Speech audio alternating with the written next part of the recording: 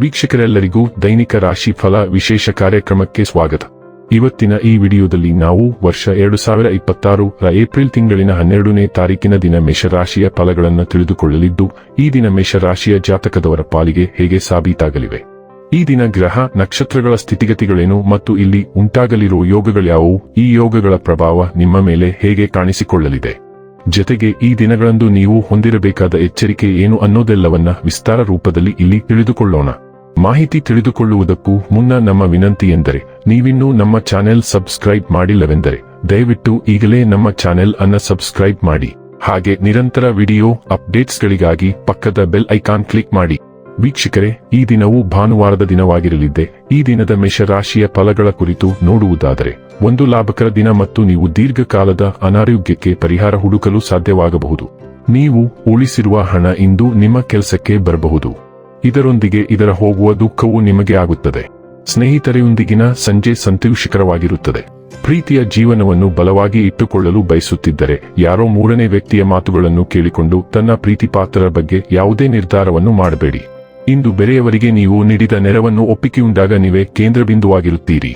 ನೀವು ದಿನದ ಸಮಯದಲ್ಲಿ ನಿಮ್ಮ ಸಂಗಾತಿಯ ಜಗಳ ಮಾಡಬಹುದಾದರೂ ರಾತ್ರಿಯ ಊಟದ ಸಮಯದಲ್ಲಿ ಅದು ಪರಿಹಾರವಾಗುತ್ತದೆ. ಉತ್ತಮ ಸ್ಪಾಗೆ ಹೋಗಿ ನೀವು ತಾಜಾತನವನ್ನು ಅನುಭವಿಸಬಹುದು. ಇಂದು ನಿಮ್ಮ ಶಕ್ತಿ ಹೆಚ್ಚಿದೆ ಮತ್ತು ನಿಮ್ಮ ದೃಷ್ಟಿಕೋನವು ಹೆಚ್ಚು ಸಕಾರಾತ್ಮಕವಾಗಿದೆ. ಕಳೆದ ಕೆಲವು ದಿನಗಳಿಂದ ಮಂಕಾಗಿ ಕಾಣುತ್ತಿದ್ದ ವಿಷಯಗಳು ಈಗ ಅಷ್ಟೊಂದು ನಿರಾಶಾದಾಯಕವಾಗಿ ಕಾಣುತ್ತಿಲ್ಲ. ನಿಮ್ಮ ಮನೋಭಾವದಲ್ಲಿನ ಶಕ್ತಿ ಮತ್ತು ಚೈತನ್ಯವು ಪರಿಸ್ಥಿತಿಯನ್ನು ನಿಭಾಯಿಸಲು ನಿಮಗೆ ಸಹಾಯ ಮಾಡುತ್ತದೆ. ನಿಮ್ಮ ಅಭಿಪ್ರಾಯಗಳು ಮತ್ತು ಆಸೆಗಳನ್ನು ಬಲವಾಗಿ ವ್ಯಕ್ತಪಡಿಸಲು ದಿನವು ಅನುಕೂಲಕರವಾಗಿದೆ. ನೀವು ನಿಜವಾಗಿಯೂ ಏನನ್ನು ಬಯಸುತ್ತೀರೋ ಅದನ್ನು ಅನುಸರಿಸಿ ಮತ್ತು ನೀವು ನಿಮ್ಮ ಗುರಿಗಳನ್ನು ತಲುಪುವ ಸಾಧ್ಯತೆಯಿದೆ. ಆರೋಗ್ಯ ಮತ್ತು ಸ್ವಾಸ್ಥ್ಯ ಬಗ್ಗೆ ತಿಳಿದುಕೊಳ್ಳೋಣ. ಒತ್ತಡವನ್ನು ನಿರ್ವಹಿಸಲು ಮತ್ತು ಮಾನಸಿಕ ಸ್ಪಷ್ಟತೆಯನ್ನು ಬೆಂಬಲಿಸಲು ಕಲ್ಪನೆಯನ್ನು ಬಳಸಿ. ಹೃದಯದ ಆರೋಗ್ಯವನ್ನು ನಿಕಟವಾಗಿ ಮೇಲ್ವಿಚಾರಣೆ ಮಾಡಿ.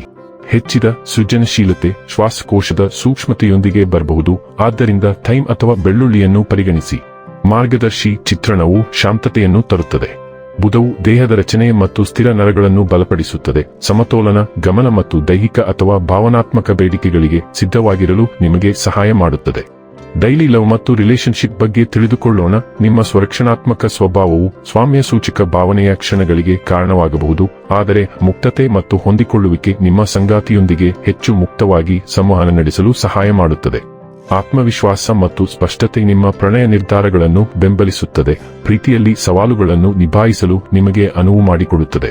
ಆದಾಗ್ಯೂ ದೀರ್ಘಕಾಲದ ನಿರ್ಬಂಧಗಳು ಆಂತರಿಕ ಸಂಘರ್ಷವನ್ನು ಉಂಟುಮಾಡಬಹುದು, ಆದ್ದರಿಂದ ಅನ್ಯೋನ್ಯತೆಗೆ ಸ್ಥಿರವಾದ ಚಿಂತನಶೀಲ ವಿಧಾನವನ್ನು ತೆಗೆದುಕೊಳ್ಳಿ.